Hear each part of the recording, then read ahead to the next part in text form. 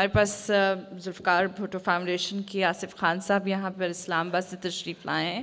میں آپ کو دعوت دوں گی کہ پلیز آپ آئیے اور اپنے خیالات کا اظہار کیجیے. شکریہ. ان حضرات، جیسے کہ قلعے کے بارے میں بہت کہا گیا، 3-4 ہفتے سے ڈان میں مجید شیخ صاحب بھی اس کی تاریخ لکھ رہے ہیں. لکھتے ہیں کہ یہ 5000 سال پرانا ہے اور آغاز میں مٹی کا بنا ہوا تھا اور اس کی دیواروں کی چوڑائی اتنی زیادہ تھی کہ 2 بگیاں اس پہ دوڑائی جا سکتی تھی. پھر جتنے بھی حملہ آور آئے انہوں نے اس کو مسمار کیا، تباہ کیا. سب سے زیادہ غزنوی وغیرہ غوری خاندان نے کیا، بالکل مسمار کر دیا. پھر اس کی تعمیر نو اکبر نے غالباً کی، اور وہ یہ بھی کہتے ہیں کہ رنجیت سنگھ نے بھی اس کی بہت دیکھ بھال کی، اور قلعہ جو ہے آج بھی ایک شکل میں موجود ہے. تو خواتین و حضرات، میرا گوندی صاحب سے ایک بڑا درینہ رشتہ ہے. ہمارا ایک ہی شہر ہے، بلکہ ایک شہر نہیں، ایک ہی محلے کے ہیں ہم. اور ہمارا شہر سرگودا تقسیم سے پہلے ہندوؤں کا شہر تھا. مسلمانوں کے 8-10 گھرانے ہوتے تھے، ایک ان کا گھرانہ تھا، ایک ہمارا تھا. اس کے باوجود کہ ہم مینورٹی میں تھے، لیکن نمبرداری جو ہے وہ گوندی خاندان کے پاس ہوا کرتی تھی ہمارے شہر کی. اور بلدیہ کا چیئرمین ہندو ہوتا تھا اور وائس چیئرمین ہی ہمارے پاس ہوا کرتی تھی. ہم سیاست میں بھی ایک ساتھ ہی شامل ہوئے پاکستان پیپلز پارٹی میں. اور پھر 1986 میں جب آپ کو یاد ہوگا محترمہ آئی تھیں، ان سے پہلے شیخ رشید صاحب آئے تھے، تو گوندی صاحب اور میں نے ان کا استقبال کیا اور امریکہ کے جھنڈے بھی جلائے. اس جرم میں مجھے بھی سسپینڈ کیا گیا. ان کے ساتھ پتہ نہیں کیا بیتی، یہی بتائیں گے. لیکن ہم شروع سے نظریاتی سیاست کرتے رہے ہیں. میں 1-2 دفعہ ناراض ہو کے گیا، لیکن واپس پاکستان پیپلز پارٹی میں آ گیا. تو ان سے بھی میں یہی گزارش کروں گا کہ پبلیکیشن میں بھی انہوں نے بڑا پازیٹیو کام کیا، بڑا پروڈکٹیو کام کیا. لیکن مین سٹریم پولیٹیکل پارٹیز جو ہیں انجن آف چینج یہی ہوا کرتی ہیں.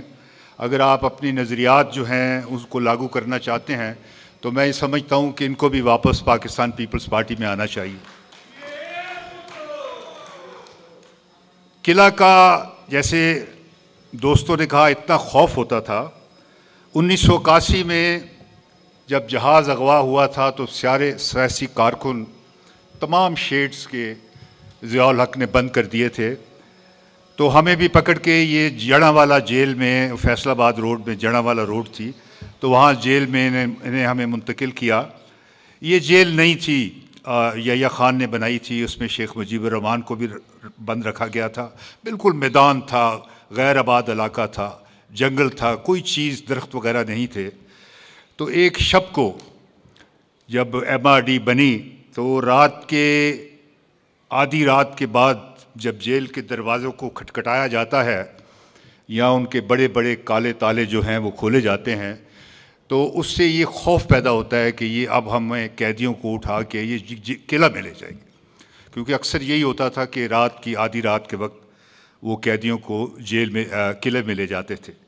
لیکن ہماری خوش بختی تھی کہ اس رات بہت سے قیدی ہماری بیرک میں آئے.